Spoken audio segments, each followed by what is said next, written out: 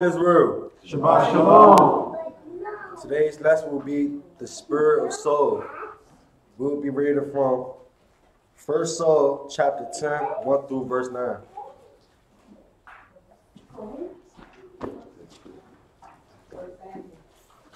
Wait, yeah, 1 Samuel, my fault.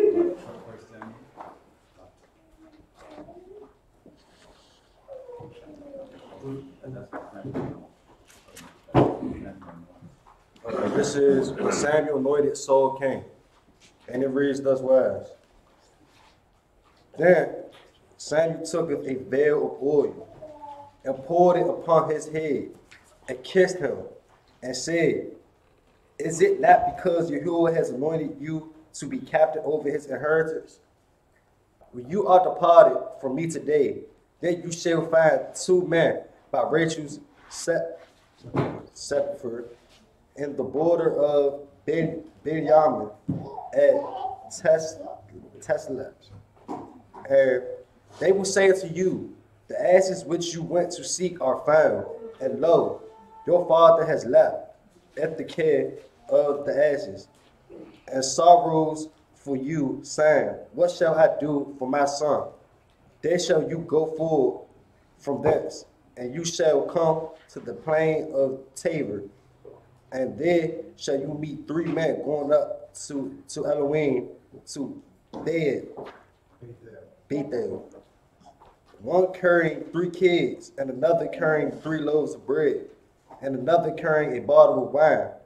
And they will salute you and give you 2 loaves of bread, which you shall receive of their hands. After that, you shall come to the hill of Elohim, where is garrison of the Palestine, and it shall come to pass, when you are come thither to the city, that you shall meet a company of prophets, coming down from a high place with a psalter and a tabret and a pipe and a harp before them, and they shall prophesy,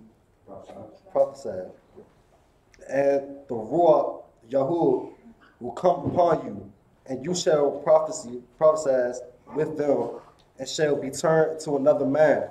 And let it be, when the signs are coming to you, that you do as occasion serve you. For Elohim is with you, and you shall go down before me to Gilgal, and behold, I will come down to you to offer burnt offering and to sacrifice sacrifices of peace offerings. 7 days shall you tarry till I come to you and show you if what you shall do.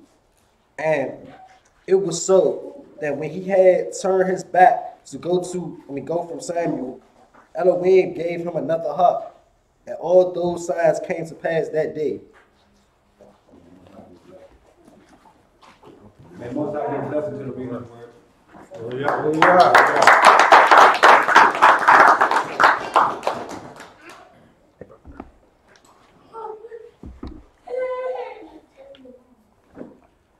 right, we up? You good? No more song? But I don't think it's no. All right, shalom.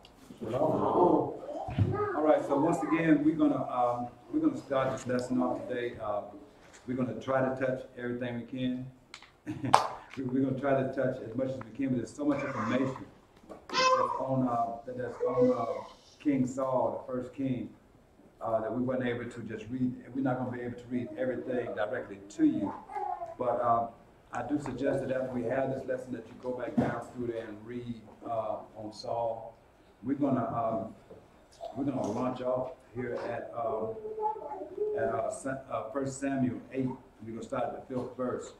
But we're going to be jumping back and forth a little bit through First Samuel, but we're not going to cover everything in 1 Samuel. So, as I was saying, if you can go back and read through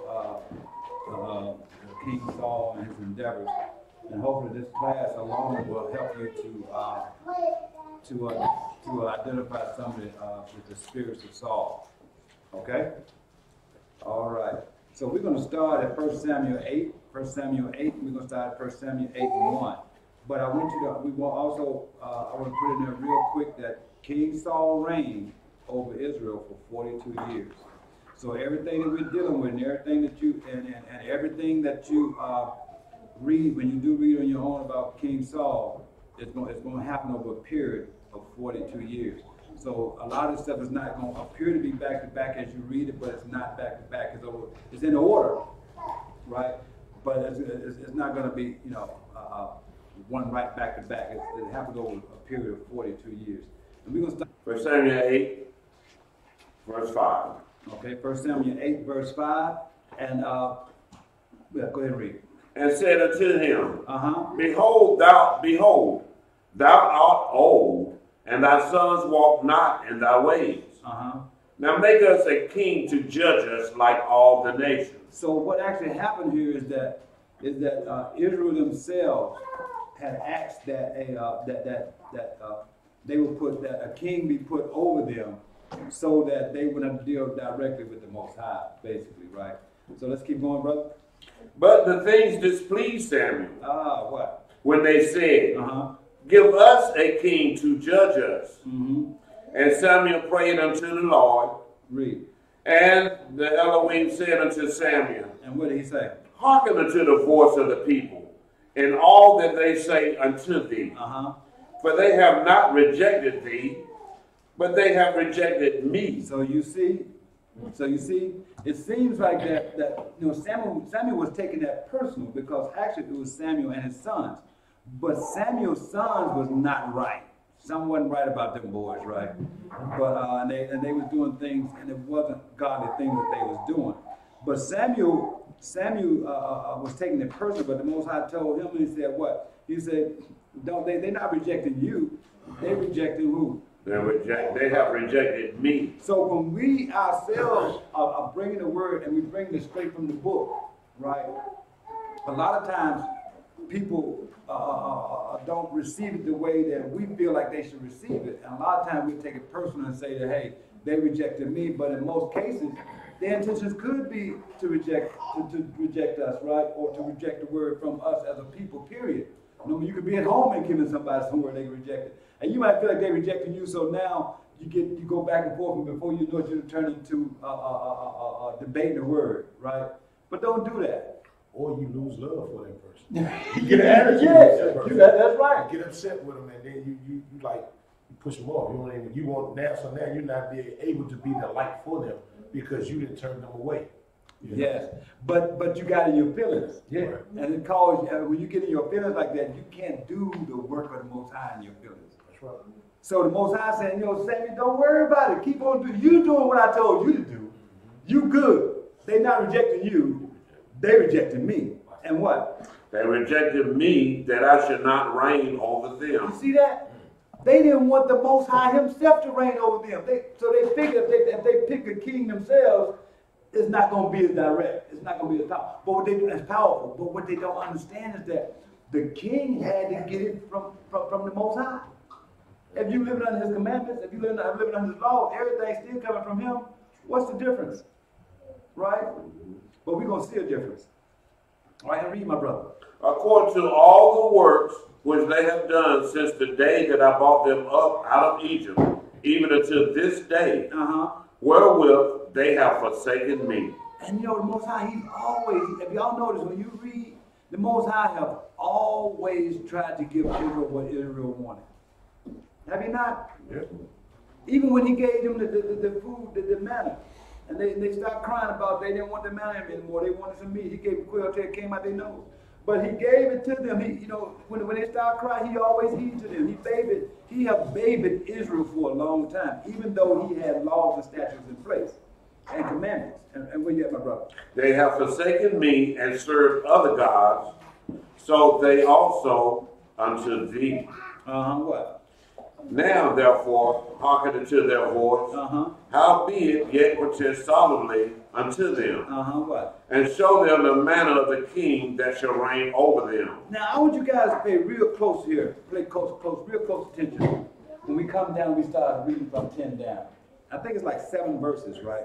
When we begin to read these verses, look at these verses and let them marinate a little bit in your mind as we go. Brother Reggie gonna take his time and read down through this so we give a chance to marinate a little bit. Okay, Brother Reggie, let's roll. And Samuel told all the words of the Elohim unto the people that asked of him a king. Everybody, so all of them that asked for a king, Samuel, when he gave them all the words that he gave. So you asking for a king, this is what the Most High say right here. Go. And he said, this will be the manner of the king that shall reign over you. Remember, Saul is the very first king. And he told him, say, this is the manner of the king that shall reign over you. This is the type of king is going to be. Read. He will take your sons. He's going to take your sons. And appoint them for himself. And appoint them for who? For himself. And what? For his chariots. And to be his horsemen. And some shall run before his chariots. So now, if you look around at some of the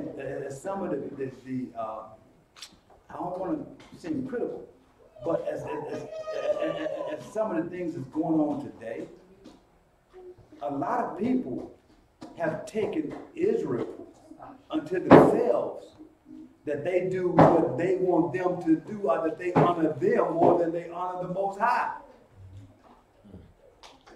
Think about it. Look around. Look at what's going on. Read, brother. And he will appoint them captains over thousands. And this right here is the 12th. This is the 12th verse. And he would do what? And he will appoint him captain over thousands. It said he will appoint him captains over thousands and what? And captains over 50s. And what? And would set them to ear his ground. And what? And to reap his harvest. And what? And to make his instruments of war. And instruments of his chariots. So wait a minute. Go ahead, sister. It just reminds me of some groups out and how they, have that similar type of spirit. Exactly. And they set up captains under them. Exactly. I got 10,000. Yes.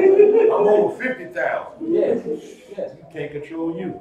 But right. So we had, not naming their names, we had a group that came to us and wanted us to merge with them. And they told me that they would make me a captain.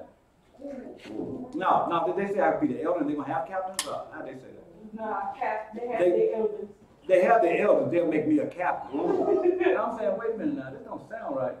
I've been in this walk for a long time. I've never been a captain before. I don't even know if I want to be a captain, you know what I mean? So, other words, from the way that I came into this thing, I really, and wholeheartedly, I feel like that the Most High placed me where I am. But then they said that they merged with me, I got to step down, and they got to step in place. So they had captains, and the same people have captains.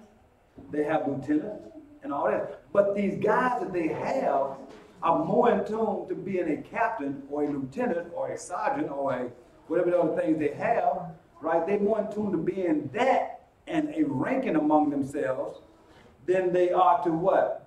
Than they are to being faithful, more or less faithful to the word. Or swordsmen, you know what I mean? Sister Lisa had the question. Where's she at? Okay, I'm sorry, Sister Lisa. Yeah, that's what Israel wanted. Yes. So when they say, we'll make your sons captains, and they're not like, yeah. Right. They went with it. That's what we want. They're looking at the other nations, and they wanted them to make the other nations. So, Exactly. Yeah, my son's captain. Exactly. So they want to remember, a lesson or two back, we was talking about how Israel was looking upon the other people, the other nations, and they were jealous of those nations to a point that the way the other nations were being ran.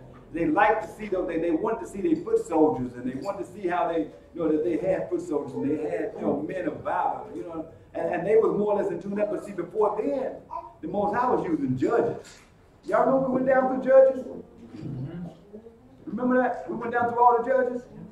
So this is a part of that time when they were converting from judges into kings, right? But Israel, like the sister said, they wanted that. That's what they wanted. They didn't want, see, through judges, okay, when Samuel showed up, they knew either one of the two. Either way, the order was coming down from the Most High, direct. There was no, Samuel didn't have the flexibility to go out and give any commandments or any orders from himself. The Most High would always show Samuel what had to be done, and Samuel would go give it to the people directly how the Most High would give it to him. But they figured they had a king, the king would have flexibility and his delivery would be as strong or as, how would you say it? I would say, I don't want to use the word direct, but more, less resolute than what the Most High said, man? yeah, like it's watered down a little bit, right? And what you have, brother? 13. And read. And he would take your daughters to be confectionaries. Now what is that? What is confectionaries? Can anybody pull that up real quick?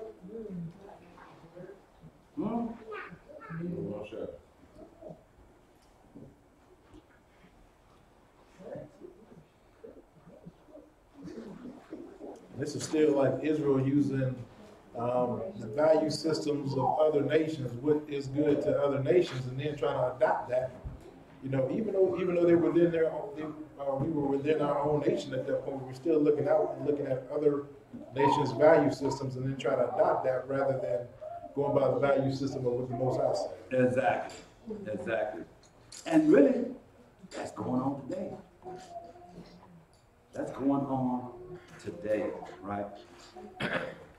Confectionery, ointment maker, perfume, female, feminine of a female. Pretty much is just saying ointment maker. Okay, so I pulled up one here myself, right? And it said confectionery is the art of making confections, which are food items that are rich in sugar and carbohydrates. Exact definitions are difficult. In general, though confectionery is divided into two broad and somewhat overlapping categories: bakers and confections and sugar confections. Now that was in Wikipedia. But let me say this, right? That same group that had invited me out, I went over, and they had sent two guys out, and they were kind of like, man, come on, you gotta come over and come over here, right? So I go over there, and of course, then I didn't wear any fringes over there. At first, they told me I was out of order because I didn't have no fringes, but we know about that. We're not gonna get into that, right? But I was sitting, and they set me on the front row, and the man asked me, said, "Do you want something to eat?" And I said, I'm thinking it's about like how we were, how we are, we want something to eat, we know how we do, right? We go back there and get it, or when you go to the line, the sister just give it to you, basically with a smile, right? The dude looked at one of the women and said, "B, go get this man something to eat." And I said, "I don't want it." Oh, no, man, you got to tell her like that. I don't want it, right? But he called the woman a B and told her to go get me something to eat. I'm saying, wow. When did they start that? Even in the common day churches, they wasn't doing that. We supposed to be more of upright people than the common day church. We supposed to be more on point than the common day church. I didn't make this change in my life from the common day church to being Israel, to have a characteristic that was beneath them. I did it that I would be more acceptable unto the Most High, and that it would put me more in line to His wishes and His wants and His commandments. Not that I would defile anybody, or not that I would misuse anybody. So what I was seeing unfold before my eyes, I said, "Oh, this is the kind of people this is." I came back, I ran it down to my wife, and one lady was here, and she went over there, and she wore some pants in there. They cursed her out and called her all kind of B's and H's, and just bad. The girl was like 13, 14 years old at the time. The girl just cried, and they just wailed on her. Right? They came back and told me about it. Right? I said, "Well, I'm not going back up there. I'm not going back up there. Then there's going to be something that shouldn't be, right?" But my thing was, you shouldn't have been there. You was in place, why'd you go? But that's not my business either. But let's keep going, guys. Let's keep going. Where you at, my brother? All right, to be confectionaries and to be cooks, and to be bakers. And to be bakers, okay? And he will take your fields and your vineyards and your olive yards, even the best of them, and give them to his servants. And he will take the tenth of your seed and of your vineyards, and give to his officers and to his servants. So he just taking it all, right? But you know what?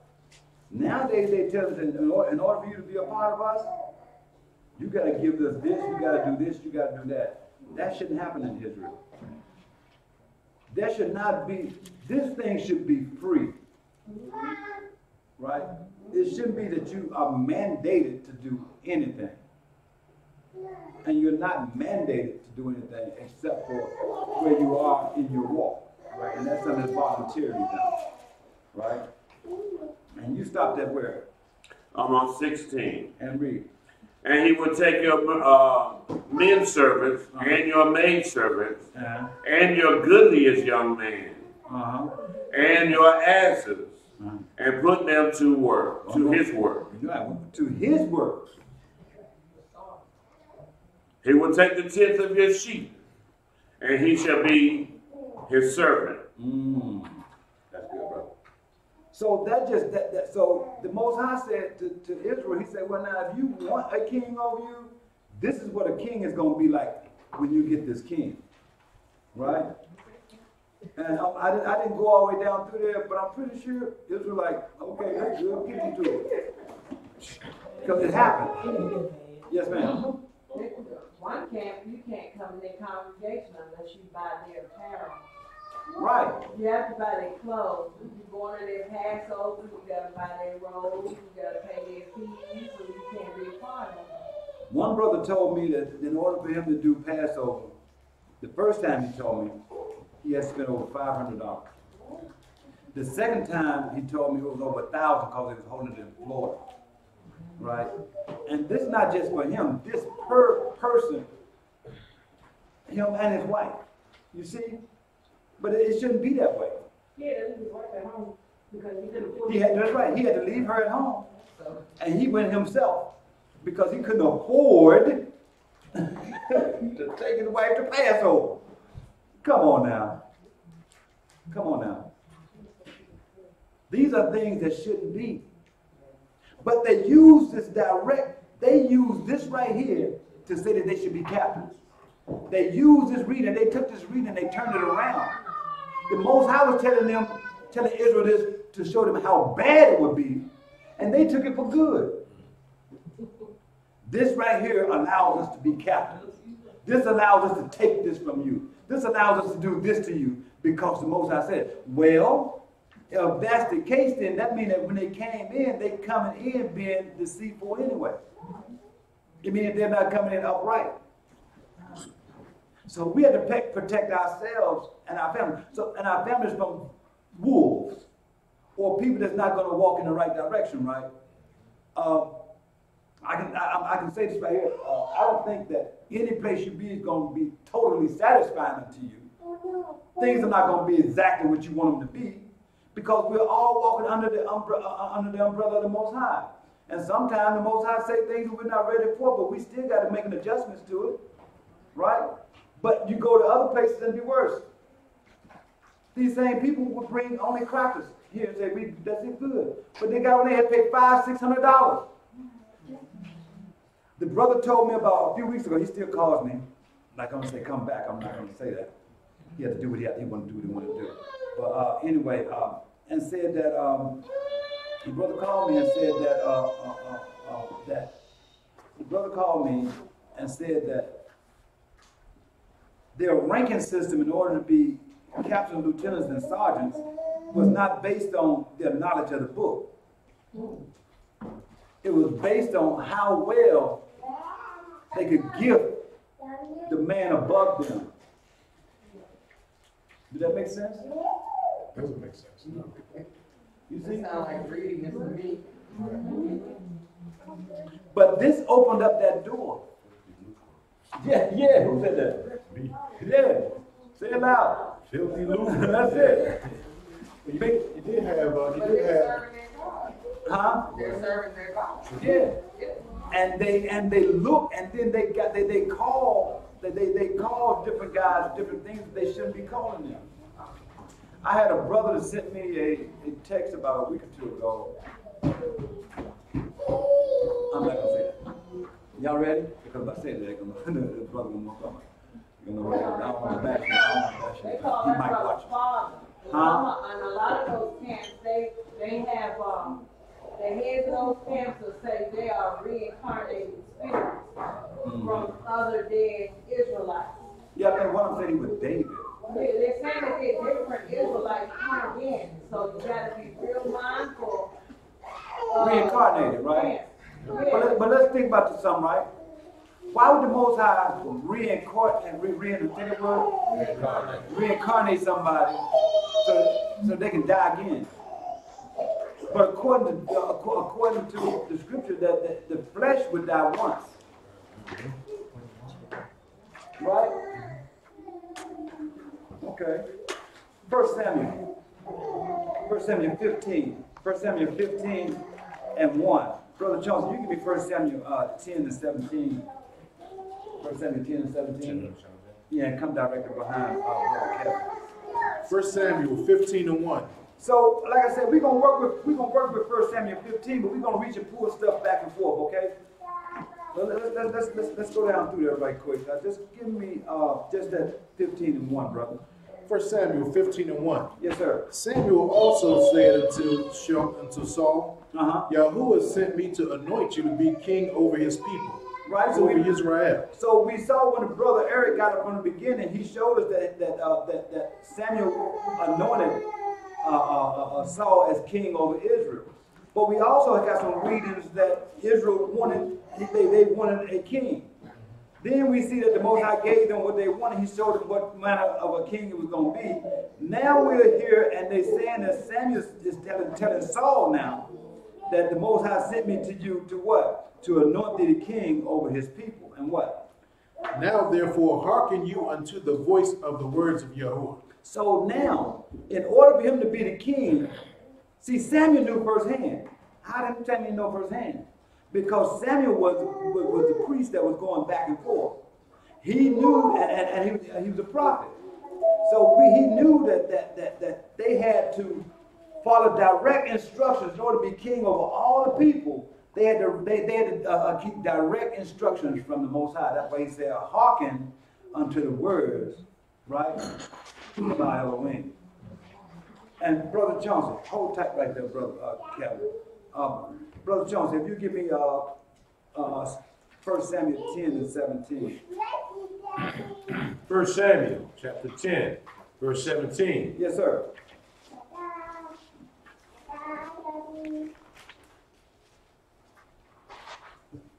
Yes, sir. Okay. You can give him a chance to get it? I got a couple pages here. Okay. And Samuel called the people together unto the Lord to Mizpeh, and said unto the children of Israel, Thus says the Lord God of Israel. This is what the Elohim of Israel is saying. What? I brought up Israel out of Egypt. Now, plain as day, we know, keep going. And delivered you out of the hand of the Egyptians, and out of the hand of all kingdoms, and of all of them that oppressed you. Yes, sir. He's always been there for you. What? And ye have this day rejected your God. But remember, there was a marriage that took place between Israel and the Most High, and now he's being rejected. Right?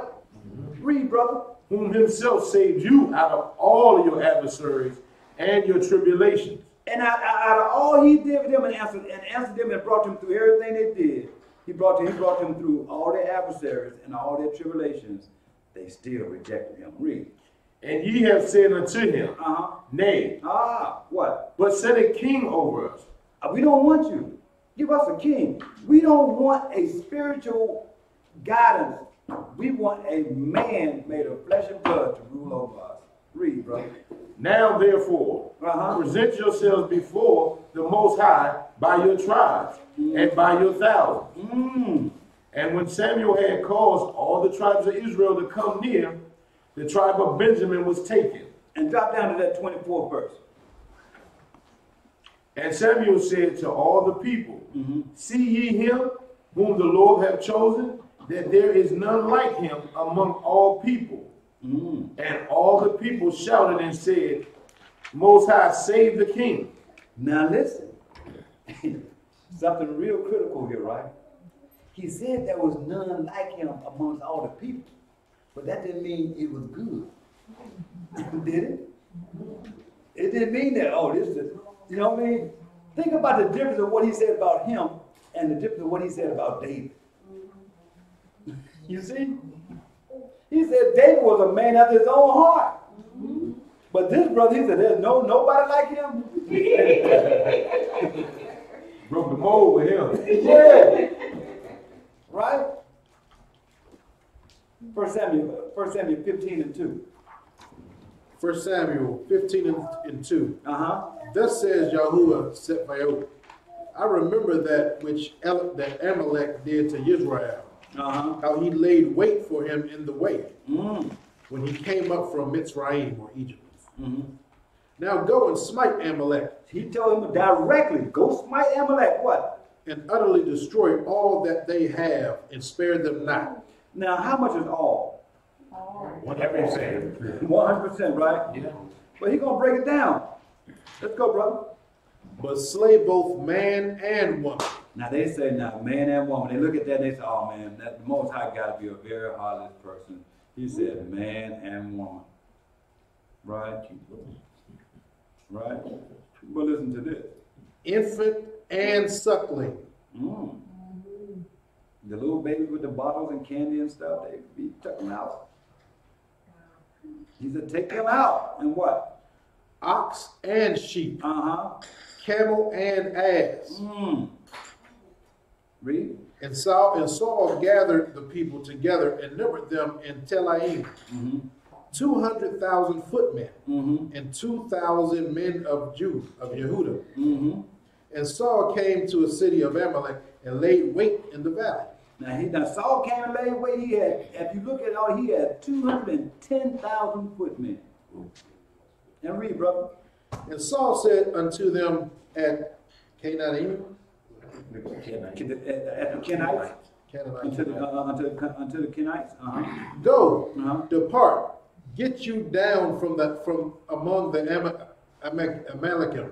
The Amalekites. Lest I destroy you with them. So he told the Kenites, I'm getting ready to destroy the Amalekites. If you want to live, you need to kick rocks. Yes, ma'am. Both the Amalekites and the Canaanites are offspring of Esau. You got it. Offspring of who? Esau. Okay. Both of them came from Esau, and they were dwelling together. But there was a vast difference. But go ahead and read. For you show kindness to all the children of Israel. That's what the Canaanites did. The Kenites. They showed kindness to the children of Israel. What? When they came up out of Mitzrayim. So the Canaanites. The Canaanites departed from among the Amalekites. Okay, so now, do we remember, based on the book of Judges, the thing that the Kenites did for Israel? Anybody remember? Give me Judges 4 and 14. One of the women slave on somebody while they were sleeping. He's on point. He's dead on point. He's dead on point. You're on point, Brother Eric. You're right on top of it. But we're going to read it for you, Brother Eric. All right? Judges 4 and 14. He got, what's his name? Reggie. I'm sorry. I love him, brother. Keep going. And Deborah said unto Barak, Up, for this is the day in which the Elohim hath delivered Sisera into thy hand. So wait a minute. Who was Deborah? Judge of Israel. You see that? And remember, Barak was like, man, he was just like lackadaisical. He shifted. He didn't want to do nothing. He even told her, I go down and fight him if you go with me. If you go with me, right? Ain't that something? And read, brother. Is not the Elohim gone out before thee? So Barak went down from the Mount Tabor, and 10,000 men after him. But see, even though the Barak was the one that was going to do the fighting, right, and Israel was doing the fighting, and they was pursuing Sisera, I can't pronounce the name, Sisera, right? Sisera was not delivered into the hands of Barak. I mean, not alive. So if you drop down to that 21st verse, brother. 21st verse. Then Jael, Heber's wife, took a nail of the tent. And now listen. She's a Kenite. Right? And read. And took a hammer in her hand and went softly unto him. But remember, she just said, "Oh, come on in, have some milk, lay down, get some rest, go to sleep." And they'll put a nail in his head. Keep reading. And smote the nail into his temples, and fastened it unto the ground. She hit that nail so hard, she didn't give him a chance to fight back. He went straight on down to his head when he couldn't even get his head off the ground. What? For he was fast asleep and weary. So he died. That was what the Kenites did for Israel. That was kindness. You see? Brother Johnson, 1 Samuel 15:7. So by her doing that, the Most High remembered that. Right? And Saul told her, okay, listen, I'm gonna let y'all go. Y'all did a favor for us. Go ahead and separate yourself from these Amorites, because we're going to take them down. Right? And they did. And in 1 Psalm 15:7 it says what? And Saul smote the Amorites from Hava until they cometh to shore. Everybody know what Shur is, right? Shur. We used to Brother Reggie reading about Shur, right? Oh, it was Okay, and read. That is over against Egypt. And he took Agag, the king of the Amorites, alive, and utterly destroyed all the people with the edge of the sword. So do we see anything different there based on the orders that he was supposed to have done? Based on what the Most High told him to do? Do we see anything that Brother Saul fell short on? Brother Eric, you answering back there, but we can't understand it. That's the other Eric. That's the little Eric. He told me to kill all the men and women, but he kept the worst one of all. He kept the king. Isn't that something? Genesis 36:12. Brother Johnson. Genesis 36:12? Yes, sir. Well, who just read it? Okay, that'd be you, brother. Genesis 36:12. And Timnah was concubine to Eliphaz, Esau's son. She bore to Eliphaz Amalek. These were the sons of Ada, Esau's woman. So now we see that Amalek was what? A descendant from Esau. Right? Now look at this right here. Even though Esau been and have a lot of different people that comes under Esau. You're going to find some with some dark skin. You're going to find some with some light skin. You're going to find some with some white skin. Right? But if Saul had did what he was supposed to have done, but in the end we'll find out about that too. That'd been one less word for Saul. Right? 1 Samuel 15:9. Are you still where you were, Brother Johnson? I can get right back there. You got it? Go ahead, Brother Reggie. But Saul and the people spared Agag. Okay. And the best of the sheep, and of the oxen, and of the fatlings, and the lambs, and all that was good. And what? And would not utterly destroy them. But everything that was vile and refuse, that they destroyed utterly. All the stuff that was no good, If they seen an old leaping, old limping lamb, they go, we're gonna kill this one. Just like they gonna do, kill this one. All right, take that. Okay, we take this one, keep that one. Kill this one right here, and we're gonna take that one, right? But it shouldn't have been a choice. They should have went down through there, and everything that was moving that belongs to the Amalekites should have been broken, should have been killed right away. And again, it's just like at the end of Judges when people were doing what's right in their own sight. There you go. This is what they viewed as good. It wasn't what the Most High viewed. He didn't follow instruction. He was a king that was for himself. But little do we know that everything he was keeping, who was he keeping it for? Himself. Right? So he chose the things of this world. Am I correct? Yes, sir. Yeah. Over the Most High.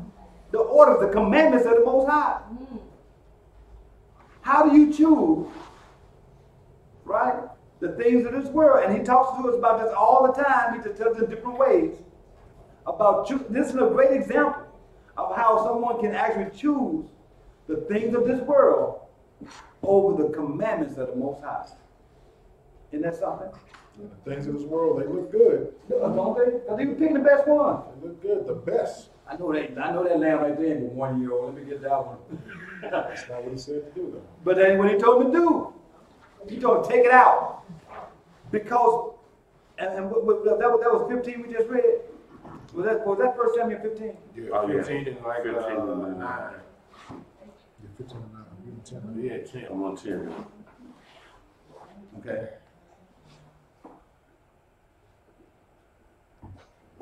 I'm not going to touch that part. Go ahead, hit 10. Okay. Mm-hmm. Verse 10. We got a portion somewhere.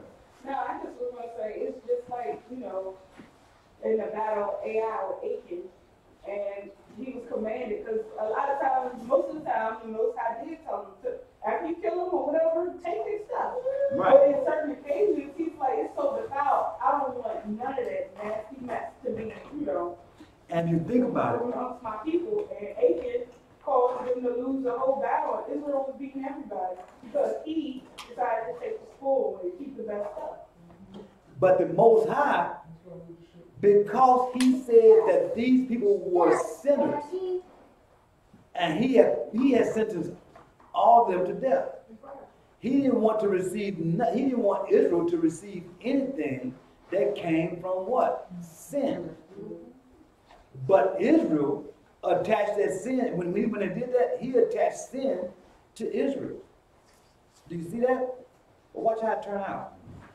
What you have, brother? Verse 10. Yes, sir. Then came the word of the Elohim unto Samuel, saying, Mm-hmm. It repenteth me that I have set up Saul to be king. Mm. For he is turned back from following me, and have not performed my commandments. Mm-hmm. And it grieved Samuel, and he cried unto the Elohim all the night. So if we think about it, right?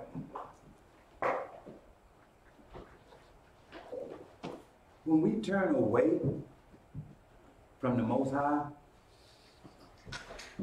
it repent of him that he even receives us. It bothers him. But he knows. That's why he gives us opportunity for repentance, right? So, not only was the Most High not happy with that, but even Samuel was unhappy. And Samuel grieved. I don't know. I think Samuel internalized a lot of stuff. I'm saying think, right?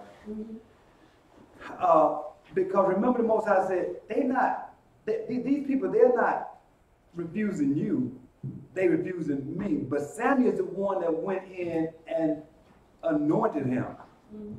You see? So even when the place is taken and you anoint, or you I want to say assert, but you yes ma'am, you got your hand? Oh, I was going to say probably because he serves like as a priest, and as a high priest, they had to bear the iniquities. They take on those feelings that do when they do the sacrifices and stuff. Because they have the mind of no man left behind. Right? And the other thing is that many of them, they're thinking on a higher plane, so they're understanding that, hey, when we sin, when this person sin, it affects the entire nation. It affects all of us. Mm-hmm. It's not just that person, it affects all of us. That's true. That's true. Give us that 12th verse, brother. And when Samuel rose early to meet Saul in the morning, it was told Samuel, saying, Samuel came to Carmel, and behold, Saul came to. Correction. Saul came to Carmel, and behold, he set him up a place. Read. And is gone about, and passed on, and gone down to Gilgal. So now let's look at what happened. Now let's keep reading. We'll stop. Go down to 14. Read on down to 14. And Samuel came to Saul, and Saul said unto him, Blessed be thou of the Elohim. I have performed the commandments of the Elohim. And Samuel said, What meaneth then this bleating of the sheep in my ears, and the lowing of the oxen which I hear? So let's look at this. So Samuel went and set up, right? He said set him up a place. So based on everything we read, when Samuel set himself up a place, what did he do? He took those oxen and those sheep and set him up a place with it. He got oxen and sheep, and now he set up a place for himself.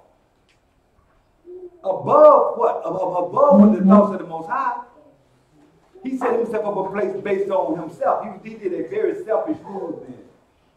Right? But Samuel said, so if you perform the commandments of the Most High, basically, why am I hearing oxen and sheep?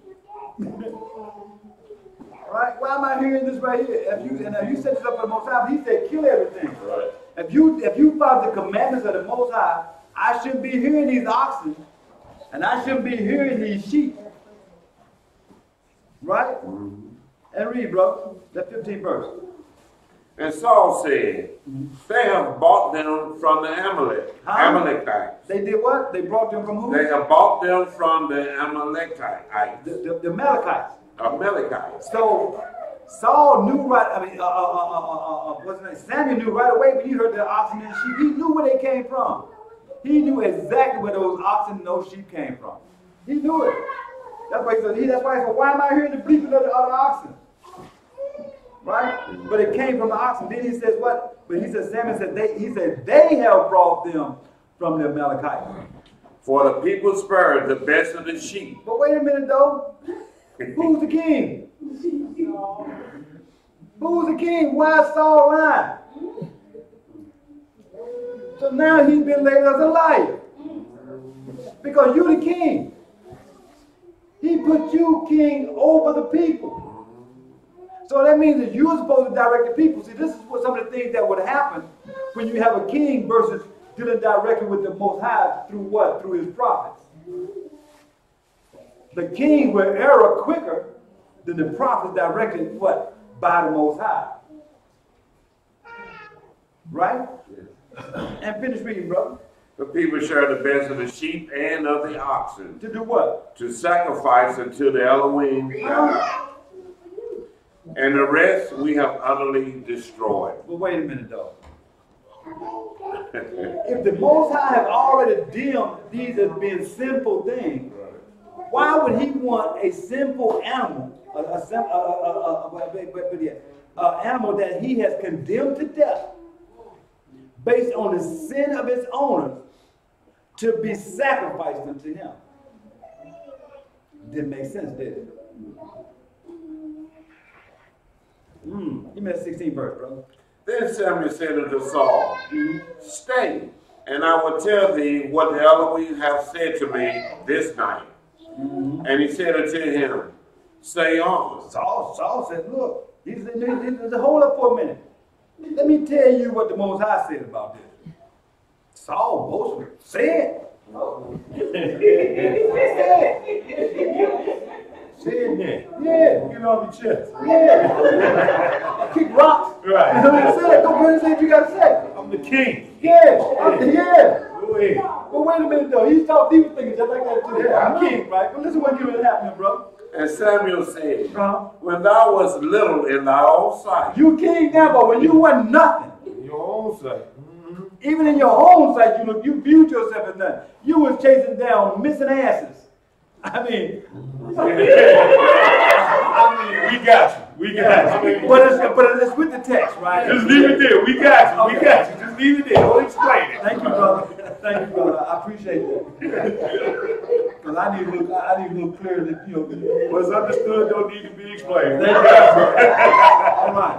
Was thou not made the head of the tribes of Israel? Even when you was little or nothing, you didn't think good about yourself. He said, wasn't you what made the head of the tribes of Israel? And what? And the Elohim appointed thee king over Israel. And he took you from nothing and appointed you king over Israel. What? And Elohim sent thee on a journey. And he gave you your first task. What? And said, go and utterly destroy the kings of the Amalekites. Well, wait a minute. This wasn't the first task. Because the first task was who? The Philistines was the first one. The Philistines was his first task. But this is a different task. But even in this one right here, he said he sent you on a journey. He sent you on a task. And he told you to go, and he said, and you utterly destroy me. Utterly, that means completely destroy the sinners of the Amalekites. And fight against them until what? Until they be what? Consumed. Until they are gone. Read, brother. And he said, well, listen. He said, man, woman, babies, kids, animals. That's like nowadays, they're like somebody breaking somebody, killing them and the dog. You know what I mean? We look at them people who go crazy, they kill a dog. They probably be more grieved to kill a dog nowadays than they would. They kill a man. You know what I mean? They see brother all stretched out like that. Yeah, right. They broke in, they killed they killed a 27-year-old man here in Southeast. Terrible sight. But they killed the dog too, and they killed the dog. There's more emphasis on them killing the dog than there's the man. Right? Where you, bro? 19. And read. Wherefore then didst thou not obey the voice of the Elohim, but didst fly upon the spoil, and didst evil in the sight of the Elohim. He said, what you did was, you went over there and he covered the spoils. You see that? He's you supposed to go over there and kill everything over there. You didn't even obey. You didn't obey what the Elohim said for you to do. You went over there and you just flew upon the spoils. You covered the spoils and you took them. He said, and this is the evil sight before our Elohim. Isn't that something? Give me that 20th verse, brother. 20th verse? And Saul said unto Samuel, yea, I have obeyed the voice of the Elohim. And you hear that? Remember now, bring it. What you got to say? You got something you want to say? Go ahead, get off your heart. What most I told you, tell me, say it. Yes, ma'am. So he said he's blaspheming. Yeah. You see that? But then Saul told him, Saul said then, and the most I'm telling you, Samuel told you to lie, you didn't do the most I told you to do. And Saul come right back and say, I obeyed the voice of the Lord. You know how he did boasting.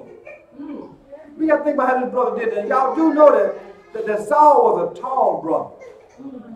He wasn't short and stature. He was a tall brother. They say his head stuck out above all the other people. When they anointed him, because he was missing at first. And when he came about, everybody seen it was Saul, because Saul was so much above the people. When they say, here he comes now, they see him moving through the crowd. Oh, that's Saul. They say his shoulders and his head stuck out above all the people. Meaning he was taller than everybody, right? But Saul said, I obeyed the voice of the Most High. What? And have gone the way which the Most High sent me. And I went where he told me to go. And have fought against the king of Amalek, and have utterly destroyed the Amalekites. Okay, but he said he obeyed the voice of the Most High, but then in the same sentence he said that he brought back Amalekite, that the king of Amalekites. Wasn't that man supposed to be dead if you did it? Read, brother. But the people took Huh? But the people. You the king, man.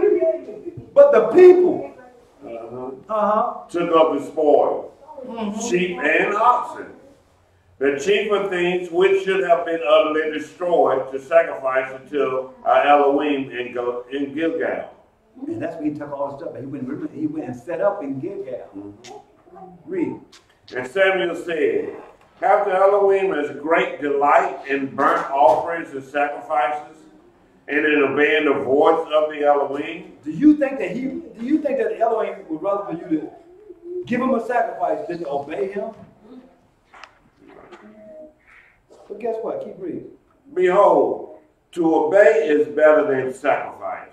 Y'all see that? A lot of people today, even in today's time, they teaching people that they don't have to obey the law. They don't have to obey the commandments. But if you sow a seed for $70, they're going to come back to you in sevenfold. In other words, he's going to bless you for the money, not for the obedience. But scripture says that obedience is better than sacrifice. You see that? Where you at, brother? And to hearken than the fat of rams. And 23. But he lied and disobeyed the Most High and stood right there and just lied right in front of his face. And then Saul had enough nerve to blame the people. But the people, who that sound like? It was that woman. That's it. That was my thought was right there. It was that woman that you gave me. But I put you over the woman, man. But it was that woman. That's just like in the last days, they said they're going to be blaming and passing. That's right. Saying, you taught me this. In the last days when they're convicted to confirmation. Exactly. But they would be rightfully so. No, that's not an excuse, because the word, everybody has the Bible. And you supposed to, and it say was it study to show ourselves what? So we supposed to read anyway. But when we let our worldly desires get before our reading, we fall into situations like this. In this day's time, we fall into these type of situations. And it's like the same thing because the word says that we're gonna be basically attuned to things that sound good to our ears. You know, Pretty sweet things unto me. right? Yeah. Yeah. Brother Jones, get ready for 1 Samuel 13 and 1. Well, continue to go, brother. Give me 23. Verse 23. For rebellion is as the sin of witchcraft. See that? Did y'all see that? It said when you rebel against the word of the Most High, it's like doing witchcraft. And what? And stubbornness is as iniquity and idolatry. And stubbornness. You see that? Because what? Because thou hast rejected the word of the Elohim. He hath also rejected thee from being king.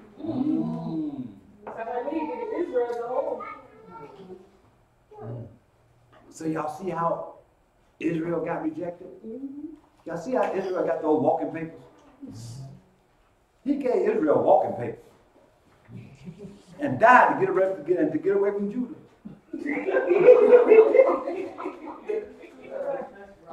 Isn't that something? But it's real. It's real.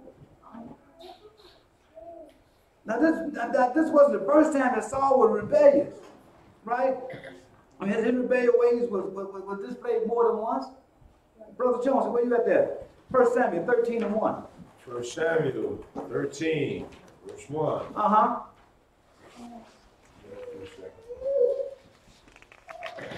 1 Samuel 13 and 1. This is a good class because you know what? A lot of people remember a lot of stuff we've taught. That's really good. That's really good. I'm not amazed. I expect you to. But That was really good. All right. 1 Samuel 13:1. Yes, sir. And Saul reigned 1 year. And Saul, listen now, Saul reigned for 1 year. And what? And when he had reigned 2 years over Israel. And when he had reigned 2 years over Israel. Saul chose him 3,000 men of Israel. Whereof 2,000 were with Saul in Michmash and in Mount Bethel. And 1,000 were with Jonathan and Jebeth in Benjamin.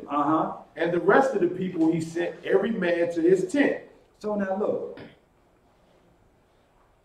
It said that he chose to himself, right? Remember that. Keep reading. And what's that, Jonathan smote the garrison of the Philistines that was in Geba. And the Philistines heard of it, and Saul blew the trumpet throughout all the land, saying, "Let the Hebrews hear." So listen, remember, he had chosen the people, he had split them up. Right? Jonathan was above over one crew, and he was over another crew. But Jonathan went and slew the Philistines. But what? He had the trumpet blew. Who blew the trumpet? Saul blew the trumpet throughout all the land, saying, "Let the Hebrews hear what?" And what? And all Israel heard say that Saul had smitten a garrison of the Philistines. Saul didn't do that. Saul lied again. Read. And that Israel also was had an abomination with the Philistines, and the people were called together after Saul to Gilgal. You see that? Saul had even called some people just before he did this other thing in 15. He went out and fraternized with the Philistines and called them, "Come on over to Gilgal." Read. And the Philistines gathered themselves together to fight with Israel, 30,000 chariots, 6,000 horsemen, and people as the sand which was on the seashore in multitude. And they came up and pitched in Michmash eastward from Bethlehem. So now you look at what's happening here, right? Y'all see what's happening? Now he fraternized with the Philistines. Now they rose up against him. Read. When the men of Israel saw that they were in a strait, for the people were distressed, then the people did hide themselves in caves, and in the thickness, and in the rocks, and in the high places, in the pits. And in pits, what? And some of the Hebrews went over Jordan to the land of Gad and Galilee. As for Saul, he was yet in Gilgal, and all the people followed him trembling. All people that followed Saul was afraid. Because why? They knew that Saul was not being what?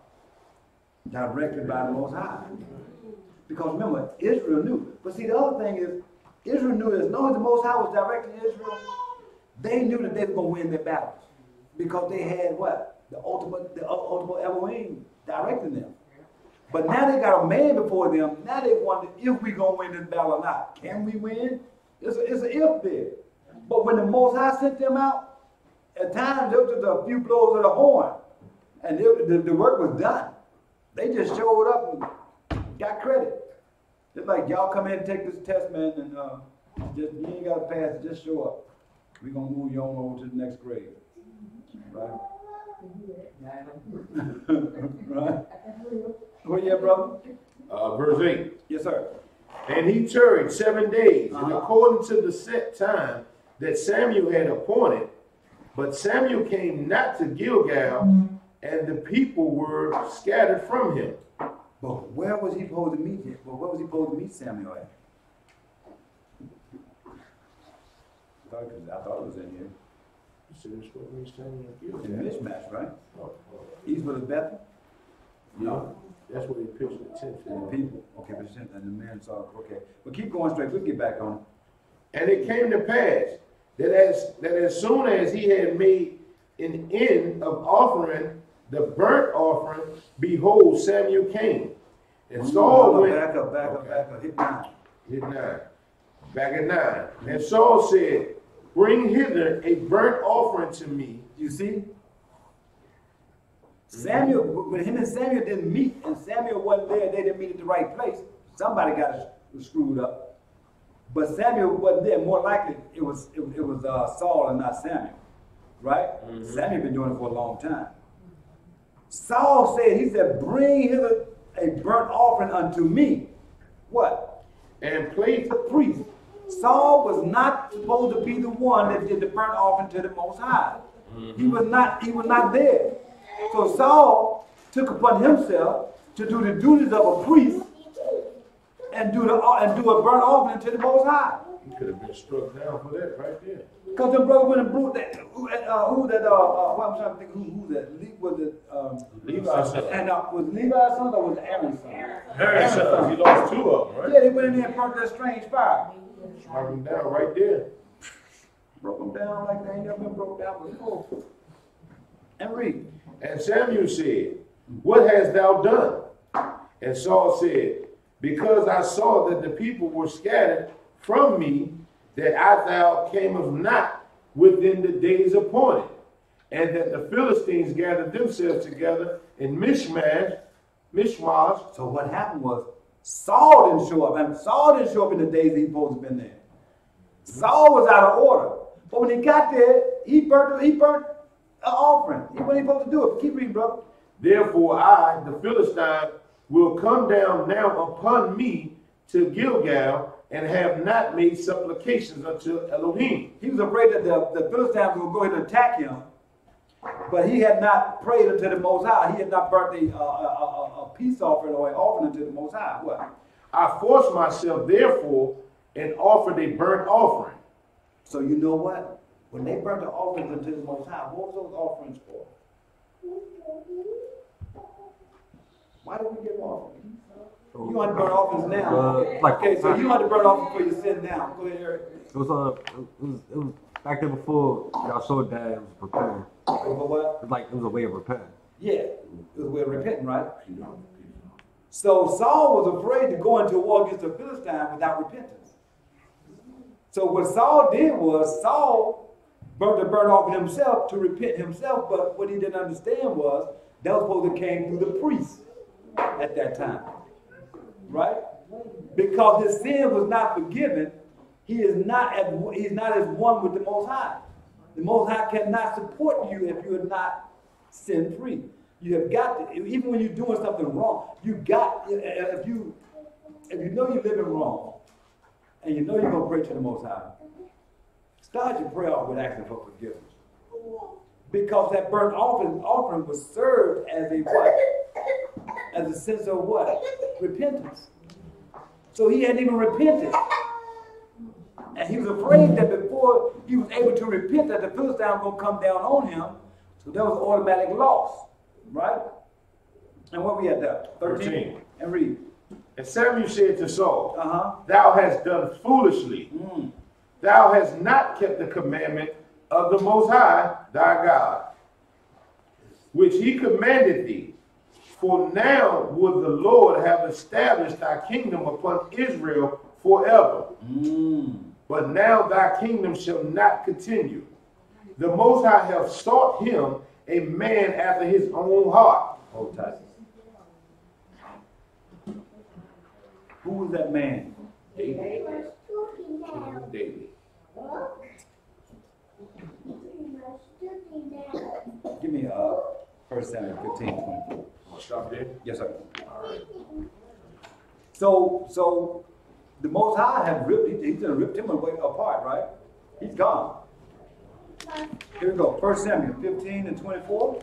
1 Samuel 15:24. 1 Samuel 15:24. And Saul said unto Samuel, I have sinned, for I have transgressed the commandment of Yah and your words, because I feared the people and obeyed their voice. Now therefore I pray you, pardon my sin and turn again with me, that I may worship Yahuwah. And what? And Samuel said unto Saul, I will not return with you. Samuel was fed up with him. For you have rejected the word of Yahuwah. You went out there, you just started doing what I'm supposed to do. You way out of order. I'm not fooling with you. You rejected the Most High. Yes, ma'am. When he took on the role of a priest. You got a lot of people out here now that are making themselves priests unto the Most High, but they're not called to teach. Exactly. There's a lot of them. That's why you got misdoctrines out here. That's why all of Israel not as one. Because most of them are more what? In tune to building themselves up than they are building up the kingdom of the Most High. And a lot of them wants to do the job of the Most High. They want to do the job of the king and priest. Today. And read that, brother. I will not return. I will not return with you, for you have rejected the word of Yahuwah, and Yahuwah has rejected you from being king over Israel. Okay, and read. And as Samuel turned about to go away, he laid upon the skirt of his mantle and rent, and it rent. And Samuel said unto him, Yahuwah has rent the kingdom of Israel from you this day, and has given it to a neighbor of yours that is better than you. So listen up. Do you all remember? What other veil do y'all know that took?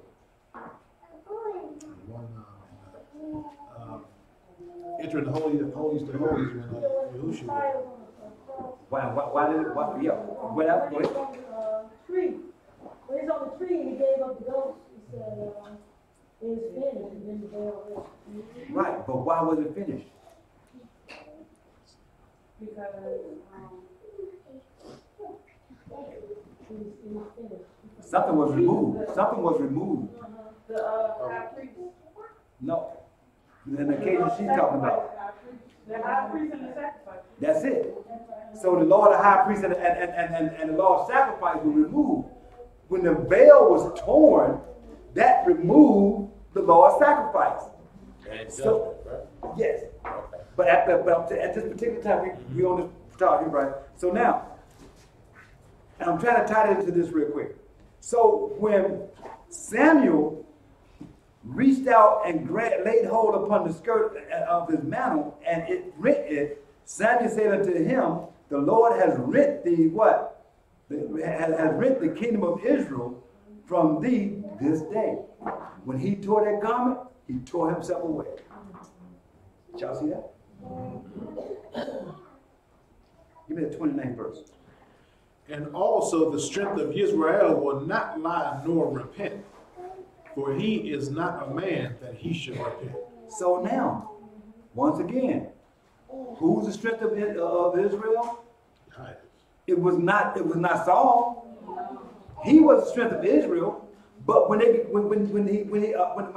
appointed the king, not only did this King Saul think that he was that he was the strength of Israel, he forgot who the Elohim was.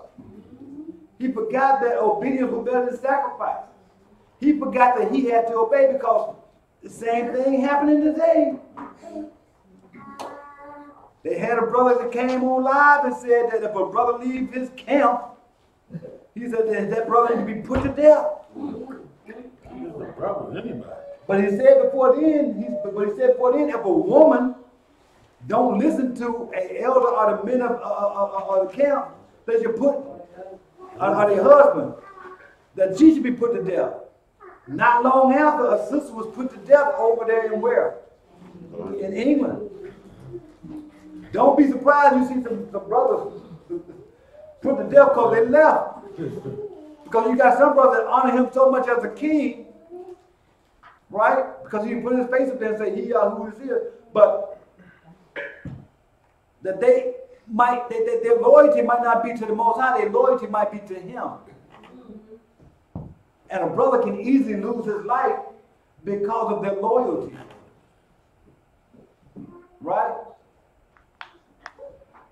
Where'd you stop off at, brother? At 30? Then at 15 and 30. Okay. 1 Samuel 15 and 30.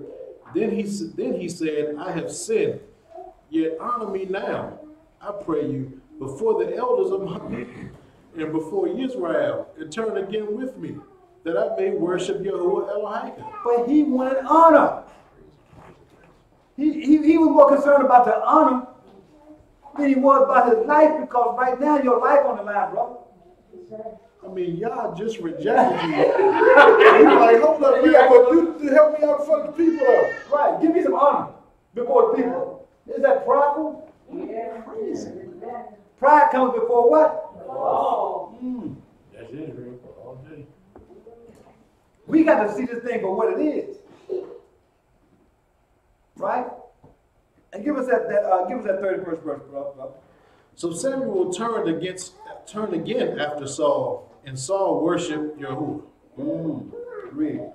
Then said Samuel, bring ye hither to me Agag, the king of the Amalekites. And Agag came unto him delicately. And Agag said, surely the bitterness of death is past. Because Saul was Saul. Because Saul didn't do what he was supposed to have done. Agag said, I got this thing good. This is a priest. A prophet. I gotta go stand before the prophet. So maybe they're gonna say a prayer to him and everything's gonna be good. Because surely this thing of death has passed over me. Right? And read. And Samuel said, what? As your sword has made women childless, so shall your mother be childless among women. And Samuel hewed Agag in pieces before Yahuwah in Gilgal. He didn't stab him. He cut. He chopped him up. Chopped him in pieces. He had to do Saul's job. Yeah. Samuel became I didn't know he was a butcher too. They look like a smoke ticket meatballs. Stop, man. Chop up all little pieces. Where we at there, brother? 34. Read. Then Samuel went to Ramah, and Saul went up to his house to Gibeah of Saul. Read. And Samuel came no more to see Saul until the day of his death. Nevertheless, Samuel mourned for Saul. And Yahuwah repented that he had made Saul king over Israel. Real quick, right? Real quick. If you can give me 1 Samuel 31:1. Brother Reggie. You know, Samuel still grieves Saul. He still grieves over Saul's death. But out of all the things Saul did wrong, out of everything that Saul did wrong, and all of the spirits that he displayed in his time of the 42 years of rulership, this is the worst thing that Saul done. This is the worst thing that Saul did. Because once you do this, there's no repentance. There is none. 1 Samuel 31:1. Now the Philistines fought against Israel. And the men of Israel fled from before the Philistines. Now this wasn't the first time they fought the Philistines. Remember I said that was the first war that he had with them. Keep going. And fell down slain in Mount Gilboa. Because Israel had no covering. The strength. Their strength was not with him. Read. And the Philistines followed hard upon Saul and upon his sons. Y'all remember how we read how Israel chased men for miles and miles from one city to another, all over the water and everything else? At this hour, Israel was running the same way. And read, brother. And the Philistines slew Jonathan and Abinadab and Melchishua, Saul's sons. So Saul saw his sons fall right before him. And the battle went sore against Saul. It's not always good to just follow your father because he's your father. Just because his daddy don't mean you follow daddy. Because daddy can be dead wrong. Sure. And you take on reward, the same reward that daddy gonna give you.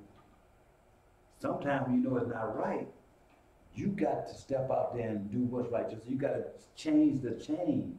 You got to change the direction. You got to change, what do you call that thing? Breaking the curse? Yeah, it's just like breaking the curse. But you know, when it's something somebody do over and over again.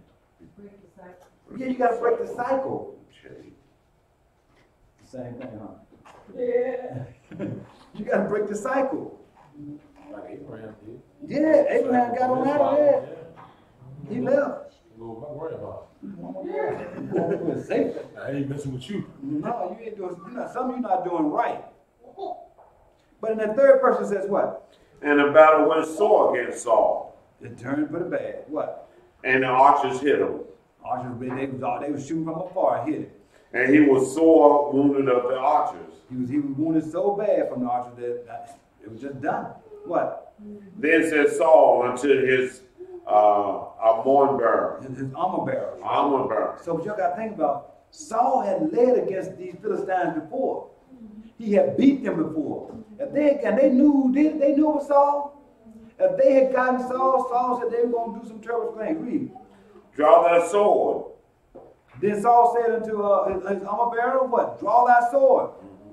And thrust me through therewith, lest these uncircumcised come and thrust me through, and abuse me. He wasn't really worried about them killing him, because he told the other man to kill him. But he figured out they were going to abuse him after death, I guess. Still thinking about himself. Still all in there.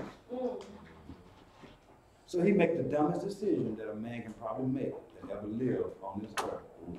Read, brother. But his armor bearer would not, for he was sore afraid. Therefore Saul took a sword and fell upon it. Saul killed himself. That's the thing. If you kill yourself, there's no more repentance.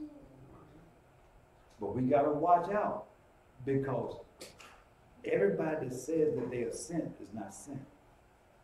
Everybody that says that they are living by the word is not living by the word. If they say one thing and do another thing, then you know that that's not the person to be linking yourself with. Regardless of how good of a friend he is, regardless of how great of a father he is, how great of a sister or brother they are, you got to go by what exactly right. Yes, ma'am. Did Saul before David became king? No. David was anointed king before Saul was even killed. Because David had the opportunity to kill Saul. Saul, that's why I said we got to read this right. Saul wanted to kill David. David was standing over Saul and could have took Saul out and didn't do it.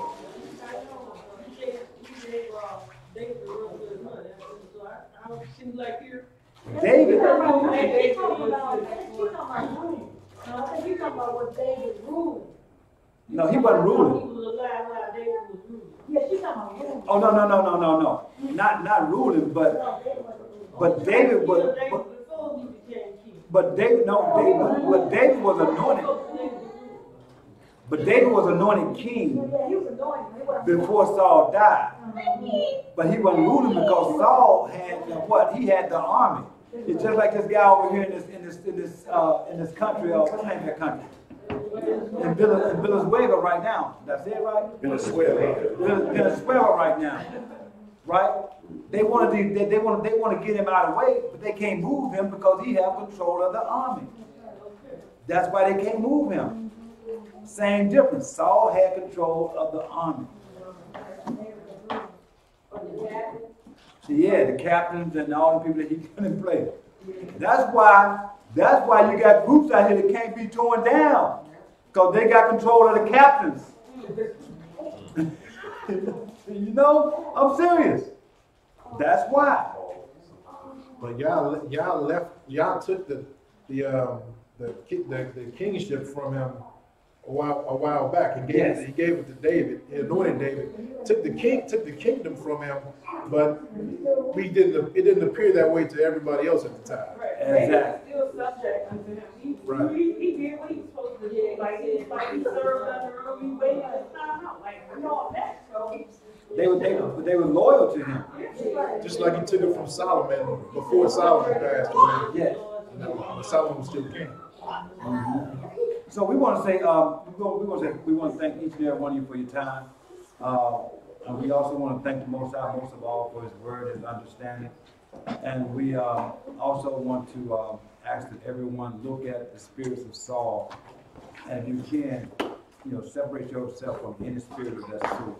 That's not the spirit to have. You shouldn't have to worry about you don't have to worry about being a captain or a lieutenant, a armor bearer. You don't have to worry about doing anything like that in these camps. That's not for you. That's not what the Most High set place. The Most High showed, when he spoke of that, a lot of camps are going by the things that the Most High said. He said, this is the type of king that's going to be before Israel. He was showing them the bad things. He wasn't telling them that for a good. And a lot of people have taken it and turned that to a point that they believe that that's a good thing to do. Is have officers and kings and officers and officers, captain. That have them labeled as an army. This thing is for armies. This is not for the kingdom work, right? But we want to say once again, thank you for your time. May the Most High be with each and every one of you.